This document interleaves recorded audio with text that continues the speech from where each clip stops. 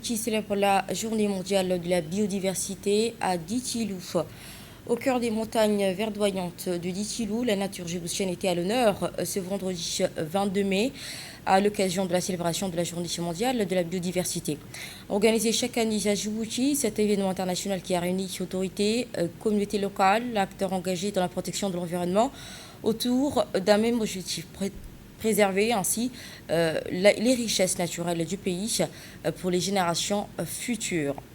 Après Djalilouf et Obok en 2024-2025, le ministère de l'Environnement et du Développement durable a choisi cette année chez Ditilou au lieu de la biodiversité terrestre de Djibouti pour accueillir cette célébration placée sous le thème Agir localement pour un impact mondial. Cette cérémonie qui a été présidée par le secrétaire général auprès du ministère de l'Environnement et du Développement durable, Dini Abdelhamar, en présence du préfet de Tajora, ainsi que le président du conseil régional. Les interventions ont mis en lumière le rôle essentiel des communautés locales et le groupement touristique dans le cadre d'une préservation des écosystèmes. Cette journée riche en découvertes du patrimoine naturel, du refuge du francolin de Djibouti a été également marquée par l'engagement des femmes, des jeunes et responsables coutumiers à poursuivre leurs efforts afin de préserver les écosystèmes terrestres et marins afin de transmettre aux générations futures ce patrimoine.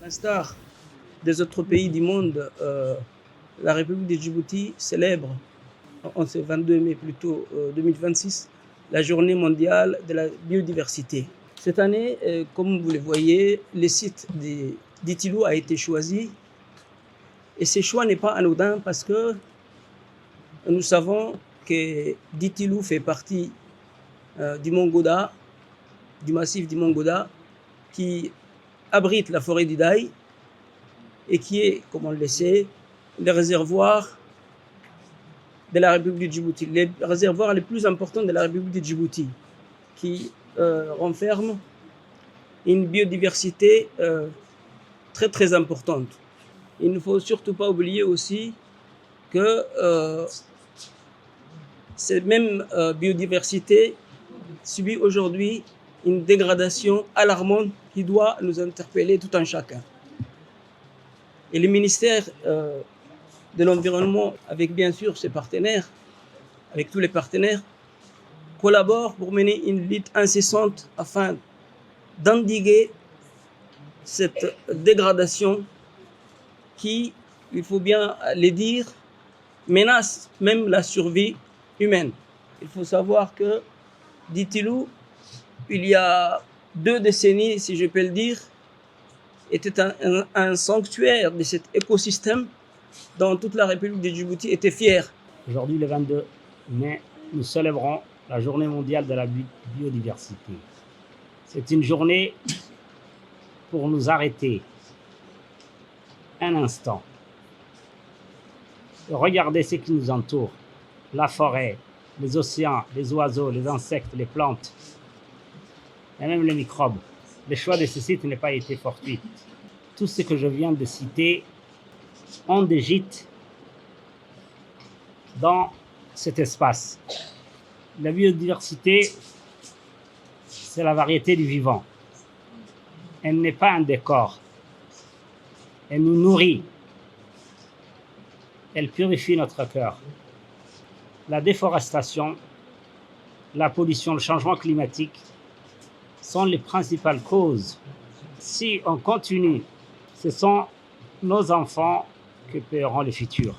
Pour pouvoir lutter contre la déforestation, nous avons entamé une action commune en collaboration avec les forces de l'ordre, l'interdiction de coupe de bois pour fabriquer du charbon. Cette initiative a été initiée dans la région de Tajora et par la suite a été élargie sur l'ensemble du territoire. Nous en sommes très fiers des résultats bien que la plupart des familles vulnérables vivaient de cette manne. Aujourd'hui, la biodiversité est un ensemble de variétés, mais dont les écosystèmes, c'est-à-dire l'écosystème régule la vie même sur Terre, pour l'humain, pour les animaux et pour la nature. Nous avons commencé cette activité avec l'écotourisme qui a nécessité, franchement, donc surtout avec le changement climatique, donc qui domine de par le monde, notamment en Afrique de l'Est, donc de protéger un peu l'environnement immédiat dans un premier temps et donc la vallée pour essayer de faire durer un petit peu cette activité d'écotourisme qui est à la source maintenant de la lutte contre l'exode rural et de l'abandon de cette vallée qui est vraiment important. Je voulais juste souligner que pour ceux qui sont nés après 1990, que la dernière disparition de la biodiversité dans cette vallée, c'est les phacochères. Après la sécheresse, pour nous pour ceux qui sont nés avant 1960, il y avait le petit couteau. Donc tout ça, c'est des choses qu'il faut vraiment surveiller de près. Il y a de plus en plus la faune est menacée et ils nous font quelque chose et nous attendons de l'État, maintenant qu'il fait un effort important du ministère de l'Environnement, faire, je vais dire au moins de promouvoir et d'encourager les gens, et surtout par le biais d'éco-gardiens, de gardiennage, que votre projet a initié au niveau du DAI et au niveau de cette vallée, qu'il faut étendre, parce que c'est la meilleure façon de lutter contre le charbonnage et tout. Il faut que les gens aient quand même une activité, mais qui vraiment rapporte quand même, qui est bénéfique pour la. Donc je remercie pour ça. Aujourd'hui, nous célébrons la journée mondiale de la biodiversité sous le thème Agir localement pour un impact mondial. C'est un rappel de la protection de la vie sur Terre, comme ici, chez nous, à Djibouti, et en particulier à Djitilo, dans ce haut lieu de cette biodiversité nationale. Djibouti est un carrefour unique situé entre la mer Rouge et le golfe d'Aden. Notre pays abrite une biodiversité marine exceptionnelle, savoir récifs coralliens, mangroves, herbiers marins et une faune pélagique riche. Ces écosystèmes ne sont pas seulement beaux, ils sont vitaux. Ils protègent nos côtes, soutiennent la pêche artisanale et régulent le climat. Sur Terre, nos zones arides et semi-arides abritent une flore et une faune adaptées, résistantes, mais fragiles face au changement climatique et à la pression humaine.